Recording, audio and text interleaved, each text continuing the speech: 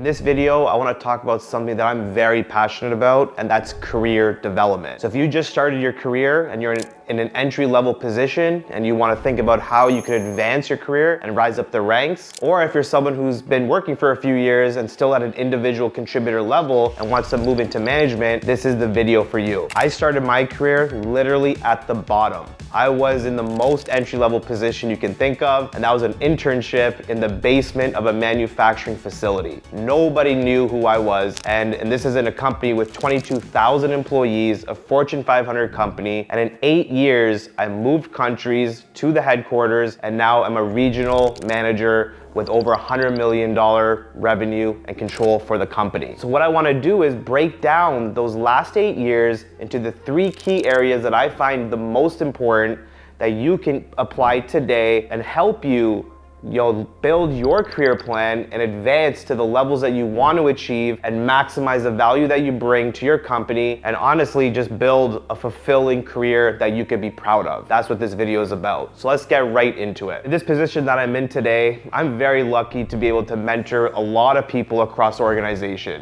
And these are entry-level positions, mid-management, and people that want to move into higher level positions within the company. And I get to see a lot of different perspectives, a lot of different positions, a lot of different people and attitudes, and I'm fortunate enough that I get to see and help a lot of different people in completely different positions in their career. And the one thing that really stands out for a lot of people that I've learned is that they're not thinking about their career in the broader sense. Most people are thinking about their careers in a very short-term period. They're thinking about, what do I need to do this year? What position do I need to land next year?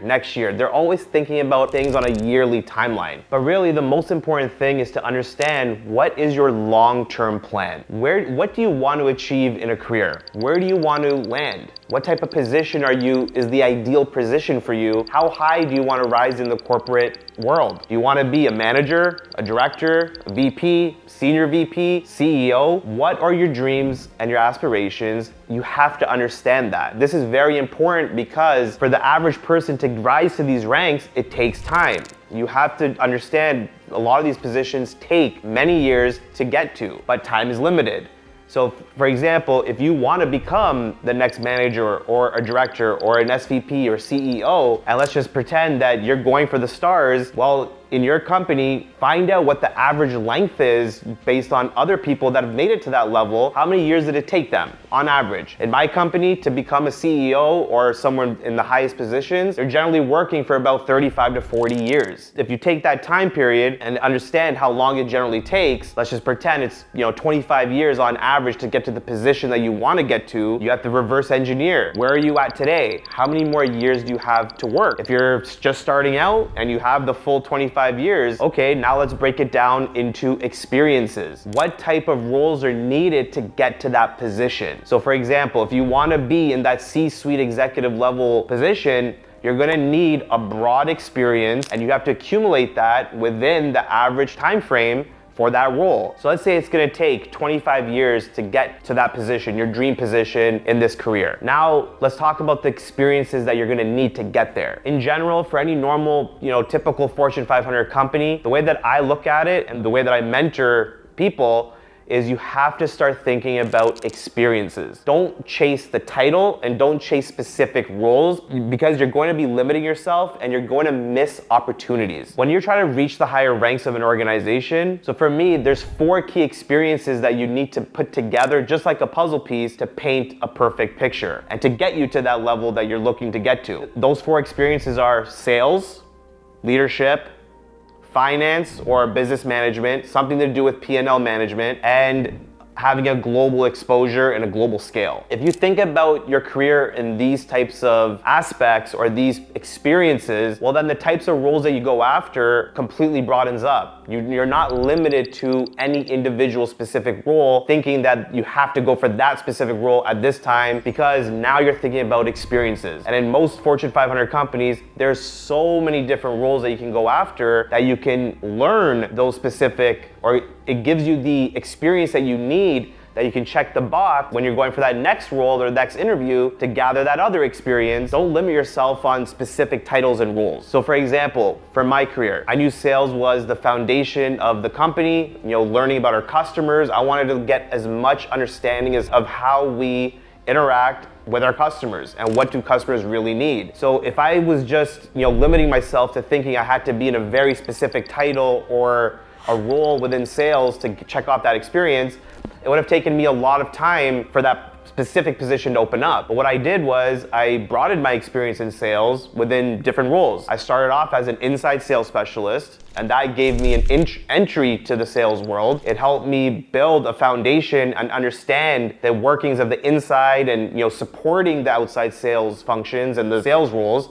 It helped me understand how I interact, what they need, some of their challenges, what are the issues and the challenges and the barriers, where are they spending their time, where are they wasting their time. That role was critical for me to learn the life of a real salesperson. I took that role and that experience, and then from inside sales, my dream was always to think about getting into a full account management or a sales position directly involved with a customer, but those positions weren't opening up for a while. So if I kept waiting and waiting for that perfect position, again, I would have wasted a lot of time and years just limiting myself to that specific role. What I did was I was able to take on another role that gave me another angle, but was still in the sales world. But it gave me a completely different perspective on how we operate in the sales function. So my point is don't limit yourself and don't think that there has to be this perfect role and title that you're going for that's gonna check off all the boxes.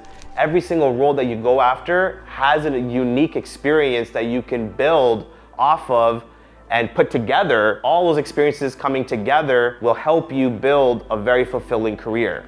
Don't limit yourself to specific titles and that perfect role that you think you need to check off the box. For me, again, the most important are sales, finance, or some sort of business management role where you're understanding the P&L and profit and loss and cash flow, leadership, and having a global exposure and global scale. So think about your career in these types of experiences and figure out what kind of roles are available to you today that can help you build a foundation in these aspects and these pillars. And then in the long run, when you put these experiences together, you'll have a much broader sense of experiences and a very solid foundation within the company that will help you position to earn that seat at the table in that C-suite or those higher level corporate jobs. The second piece I tell people is that you have to absolutely kill your job. You have to be the best person in that role. You have to build a brand of having a positive attitude, passion, drive, the ability to get things done. Having that mindset and having that brand that you're building, I'm telling you, the managers and the directors and the VPs will recognize it. Because naturally, if you are thinking about how you build a better workforce or how you build a better environment for the people, or how you get things done better and faster, if you're challenging the status quo, if you're someone that just gets the job done, if you're a problem solver, if you have a positive attitude, you're always thinking about different solutions, that type of stuff will naturally get you recognized with the higher ups, with the key decision makers, the people that can actually influence and put you in the roles and move your career and advance you. Those are the type of people that you need to be in front of. And again, naturally doing the best in your role and just getting, going above and beyond, exceeding expectations, that will be the easiest way to get recognized with the right people within the corporate world. And lastly, I think one thing I do want to leave with as well is something that I find when I'm hiring people or I'm choosing people that are going to be on my succession plan or that I'm recommending to move to other leadership roles. The people that show that they want to learn, right? They take an active role in their own development. That is it's really rare to see someone that actually actively asks for feedback and applies the feedback in their work. They actually apply it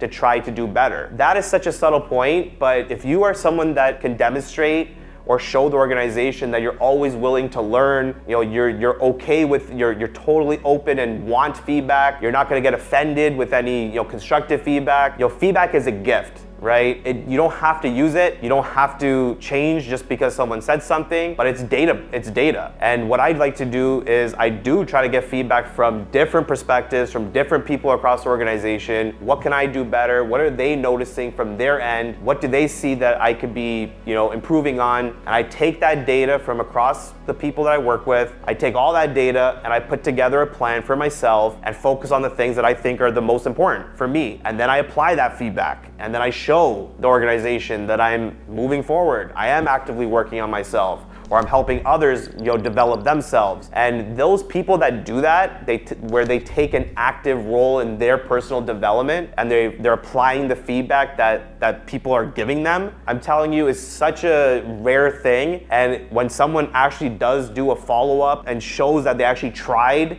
and used the feedback, or they're trying to make themselves better, and they follow up with you, that is something that is very rare. I really believe the leaders in an organization notice that, and that is something that will definitely put you ahead and really help you differentiate yourself amongst the peers. So always have an active role in your own career. Reach out to people, build that network, try to figure out ways that you can, move the business forward, make your current role better, network, learn how you are being perceived, learn how you can get feedback on how you can develop yourself, take an active role in that development, show the organization and the people around you that you're serious to do your best work. Make sure that you're thinking about things in a broader sense. Always think about ways that you can network, cross-collaborate, experiences that you're gaining, not specific titles and roles. Put those pieces together, paint that beautiful puzzle piece and picture at the end of the day. I hope this video was helpful. Reach out or leave any questions in the comments below.